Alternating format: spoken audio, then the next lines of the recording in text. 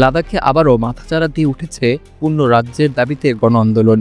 সম্প্রতি কেন্দ্রশাসিত এই অঞ্চলে বিক্ষোভকারীদের সঙ্গে পুলিশের সংঘর্ষে প্রাণহানির ঘটনা ঘটে। সম্পত্তি ধ্বংস এবং রাজনৈতিক উত্তেজনা দেশজুড়ে আলোড়ন তুলেছে। অনেকে বলছেন কাশ্মীর এবং মণিপুরের পর এবার উত্তাল লাদাখ বদলে যেতে পারে ভারতের রাজনৈতিক মানচিত্র। লেহ শহরে সমাজকর্মী সোনাম ওয়াংচুকের অনশনকে কেন্দ্র করে বুধবার রাস্তায় নামে হাজার হাজার ছাত্রছাত্রী এবং যুবক। শান্তিপূর্ণভাবে শুরু হলেও আন্দোলনটি দ্রুত উত্তপ্ত হয়ে ওঠে। পুলিশের সঙ্গে ধস্তাধস্তি শুরু হলে তা ভয়াবহ সংঘর্ষে রূপ নেয়। এক পর্যায়ে বিক্ষোভকারীরা একটি সিআরপিএফ গাড়িতে আগুন ধরিয়ে দেয়। পুলিশ পরিস্থিতি সামাল দিতে কাঁদানে গ্যাস, লাঠিচার্জ এবং গুলি চালায়। এই ঘটনায় এখন পর্যন্ত 5 জনের মৃত্যু এবং 70 জন আহত হওয়ার খবর পাওয়া গেছে। আগামী 6 অক্টোবর লাদাখের প্রতিনিধি দলের সঙ্গে কেন্দ্র সরকারের বৈঠক নির্ধারিত থাকলেও তার আগেই বিক্ষোভ ছড়িয়ে পড়ে।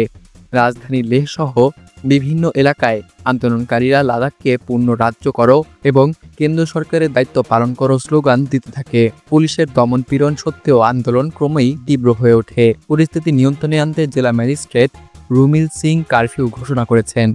লাদাখের নেতাদের অভিযোগ, স্বরাষ্ট্রমন্ত্রী নিজেই বলেছেন 2019 সালে লাদাখকে পৃথক কেন্দ্রশাসিত অঞ্চল করা ছিল ভুল সিদ্ধান্ত এবং বর্তমান দাবিগুলোকে সরকার মানতে নারাজ। এই মন্তব্য প্রকাশে আসতেই মানুষের ক্ষোভ আরও বেড়ে যায়। বিক্ষোভকারীরা সরাসরি বিজেপিকে প্রতিশ্রুতি ভঙ্গের জন্য দায়ী করেছেন। অনেকেই বলছেন সরকার তাদের সাংবিধানিক অধিকার থেকে বঞ্চিত করছে।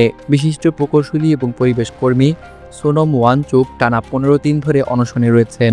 তার শারীরিক অবস্থা ক্রমেই খারাপের দিকে যাচ্ছে। আরও 2 জন অনশনকারীর অসুস্থ হয়ে হাসপাতালে ভর্তি হওয়ায় জনসাধারণ ক্ষোভে ফেটে পড়েছে। তাদের মূল দাবি লাদাখকে পূর্ণ রাজ্যের মর্যাদা দেওয়া এবং অঞ্চলটিকে সাংবিধানিক 6ষ্ঠ তফসিলে অন্তর্ভুক্ত করা। এতে স্থানীয় জনজাতির সাংবিধানিক অধিকার এবং পরিবেশ সুরক্ষার নিশ্চয়তা পাওয়া যাবে বলে দাবি করেন আন্দোলনকারীরা।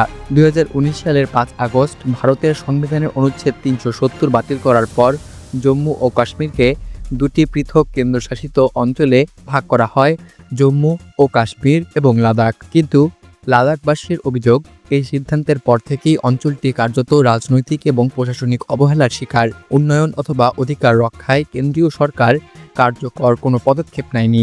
বিক্ষোভ চলাকালীন বিজেপির লেহ কার্যালয়ে আগুন ধরিয়ে দেওয়া হয় এবং আশেপাশের রাস্তায় ব্যাপক ভাঙচুর চালানো হয়। নিরাপত্তা বাহিনী পরিস্থিতি সামাল দিতে কড়া পদক্ষেপ নেয়। গোটা লেহ শহরে অতিরিক্ত বাহিনী মোতায়েন করা হয়েছে। পরিস্থিতি নিয়ন্ত্রণে রাখতে সেনাবাহিনীও প্রস্তুত রয়েছে বলে সূত্রের খবর। সোনাম ওয়াংচুক এই আন্দোলনকে জেন জি অর্থাৎ নতুন প্রজন্মের বিক্ষোভ বলে উল্লেখ করেছেন। তিনি স্পষ্ট করে জানিয়েছেন, এই আন্দোলনের সঙ্গে কংগ্রেস অথবা অন্য কোনো রাজনৈতিক দলের কোনো যোগ নেই। তরুণ প্রজন্মের অধিকার এবং ভবিষ্যৎ সুরক্ষাই এই আন্দোলনের মূল চালিকা শক্তি। সোনাম ওয়াংচুক শুধু পরিবেশ কর্মী নন, তিনি লাদাখের শিক্ষা এবং সমাজ সংস্কারের পুরোধা ব্যক্তি। তার প্রতিষ্ঠিত educational and cultural movement of Ladakh অর্থাৎ সেকমল লাদাখের গ্রামীণ শিক্ষা ব্যবস্থায় বিপ্লব এনেছে। তার জীবন থেকে অনুপ্রাণিত হয়েই বলিউড সিনেমা 3 ইডিয়টসের মূল চরিত্র র্যাঞ্চো চরিত্রটি তৈরি করা হয়েছিল। 2018 সালে তিনি ম্যাগসেসে পুরস্কারে সম্মানিত হন। লাদাখের বিক্ষোভ এখন আর কেবল স্থানীয় আন্দোলন নয়, এটি হয়ে উঠেছে একটি জাতীয় রাজনৈতিক ইস্যু।